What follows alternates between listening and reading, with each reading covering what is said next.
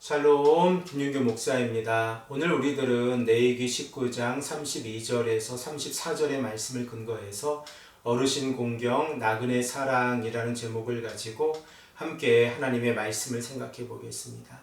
우리들은 레위기 19장의 말씀을 읽어가면서 하나님의 거룩을 본받아 이 땅을 살아가는 언약의 백성들이 거룩한 삶을 살아가는 삶의 자세에 관하여 우리가 함께 생각해 보고 있습니다. 오늘 본문 말씀 32절의 말씀을 보면 하나님께서는 사회 안에서 어르신들을 공경해야 한다라고 우리에게 말씀하고 있습니다. 우리 다 함께 본문 32절의 말씀을 한 목소리로 읽겠습니다. 너는 샘머리 앞에서 일어서고 노인의 얼굴을 공경하며 내 하나님을 경외하라. 나는 여호와니라. 하나님께서 이스라엘 백성들이 하나님을 본받아 거룩한 삶을 살아가라 라고 말씀하셨을 때에 가장 먼저 요구하시는 내용이 부모 공경입니다. 그리고 이와 같은 문맥으로 우리가 오늘 본문 말씀 32절의 말씀을 생각해 보면 사회 안에서 어르신들을 공경하는 모습은 우리들의 부모님을 공경하는 모습과 동일한 모습으로 이루어져야 한다는 사실을 우리가 생각해 볼 수 있습니다. 그러면 우리들은 왜 사회 안에서 어르신들을 공경해야 합니까? 그 이유를 우리가 생각해 보면 어르신들이 이 땅을 살아가면서 가지고 계신 오래된 경험과 삶의 지혜를 배우고 그 경험과 지혜 앞에서 우리가 공경해야 한다는 사실을 생각해 볼 수 있습니다. 잠언 기자는 잠언 16장 31절의 말씀에서 백발을 영화의 면류관으로 우리에게 말씀하고 있고 백발을 얻을 수 있는 것은 의로운 길을 걸어간 자들만 얻을 수 있다라고 말씀하고 있습니다. 우리 다 함께 잠언 16장 31절의 말씀을 한 목소리로 읽겠습니다. 백발은 영화의 면류관이라 공의로운 길에서 얻으리라. 현대를 살아가는 우리들에게 이 말씀은 어떻게 다가오고 있습니까? 사회가 고령화되어 가면서 우리들은 어르신들을 향한 이 공경의 마음이 조금씩 사라지는 것 또한 우리들의 현실입니다. 그러나 우리 기독교인들이 하나님 앞에서 하나님의 거룩을 본받아 살아갈 때에 하나님께서 오늘 본문 말씀을 통하여 우리에게 말씀하고 계신 내용처럼 어르신을 공경하는 모습을 통하여 우리들은 하나님을 사랑하고 그리고 하나님을 경외하는 모습으로 살아갈 수 있습니다.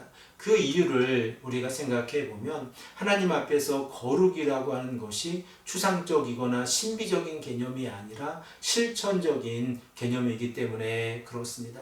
그러므로 우리들은 이 땅을 삶을 살아가면서 우리들의 부모님을 공경하고 우리들의 부모님을 부양하는 것처럼 우리 주변에 있는 어르신들을 공경하고 그분들에게 필요한 것들이 있다고 하면 우리 또한 함께 도와가며 살아가야 한다는 사실을 우리가 생각해 볼 수 있습니다.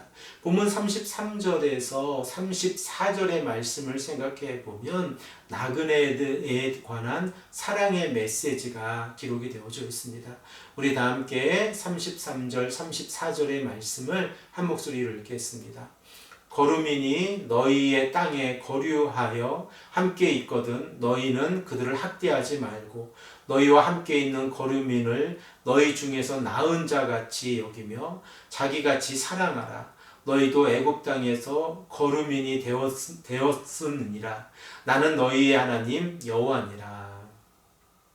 우리가 한국적인 배경에서 생각해 볼 때에 한자 성어 가운데에서 역지사지라고 하는 한자 성어가 있습니다. 그리고 우리들은 그 의미를 너무나도 잘 알고 있는데 상대와 입장을 바꾸어서 생각해 보면 우리들이 지금 어떻게 행동해야 한다는 사실, 어떻게 행동해야 하는지를 깨닫게 된다고 하는 사실입니다. 그러므로 역지사지의 모습을 통하여 우리들은 시각의 변화를 가져오게 되어지고 상대의 입장에 관하여 생각을 해 볼 수 있습니다. 고대 근동의 사회 가운데에서 나그네가 자신의 고향을 떠나서 이 타국에서 살아가는 삶은 어렵고 힘든 삶이었습니다. 그러므로 하나님께서는 나그네들을 학대하지 말라라고 말씀하고 계시고, 나그네들을 자신의 공동체에서 낳은 자녀들과 같이 동일하게 사랑하라 라고 말씀을 하고 있습니다. 또한 34절의 말씀의 후반절의 말씀을 보면 우리들이 이미 생각해 본 바와 같이 역지사지의 내용을 우리에게 말씀하고 있습니다.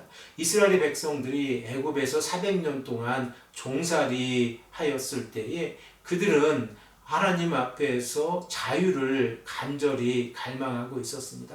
그러나 그들의 삶 가운데에서 자유라고 하는 것은 허락되지 않았고 억압과 핍박 가운데에서 살아가고 있었습니다. 그러므로 하나님께서는 모세를 통하여 이스라엘 백성들을 400년의 종살이 가운데에서 구원해 주셨고 그들을 가나안 땅으로 인도해 주신다고 하는 사실 또한 우리가 생각해 볼 수 있습니다.